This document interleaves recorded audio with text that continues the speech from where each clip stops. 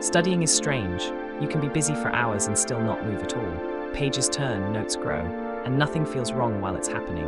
No warning, no signal, effort becomes proof. That's the trap, because studying rarely looks like failure in the moment.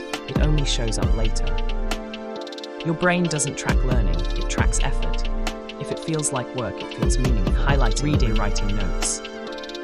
Each one triggers the same reward, being productive. That's why rereading feels safe and neat notes feel satisfying. You're doing something, so it must be working. The second time you read something, it feels easier. Not because you understand it, but because you recognize it. The words look familiar, the page feels lighter. Your brain relaxes, and that comfort gets mistaken for clarity. You think, I know this. What you really mean is, I've seen this before. And the dangerous part.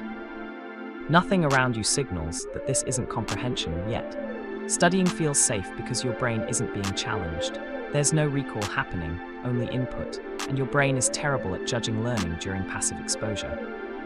Psychologists call this fluency. When information feels easy to process, the brain assumes it's learned, but ease is not proof. Pause, real understanding only emerges when your brain is forced to retrieve or reconstruct. That's why studying seems fine right up until the moment you need to produce an answer. That's when the brain actually tests what's stuck, and that's where effort stops mattering. Effort feels reliable because it's easy to measure. Time spent, pages covered, notes written. But studying doesn't always translate to understanding. Research shows people are poor judges of their own preparation, especially when evaluation is delayed. The brain uses effort as a shortcut, a proxy for results. If a task required work, it must have produced learning. That shortcut works elsewhere, but it fails in studying. Understanding isn't confirmed during effort, only during retrieval.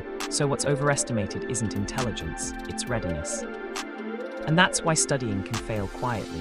No error signals in the process, only a mismatch when outcomes are finally measured. Studying quietly feels like progress, but confidence based on effort isn't enough.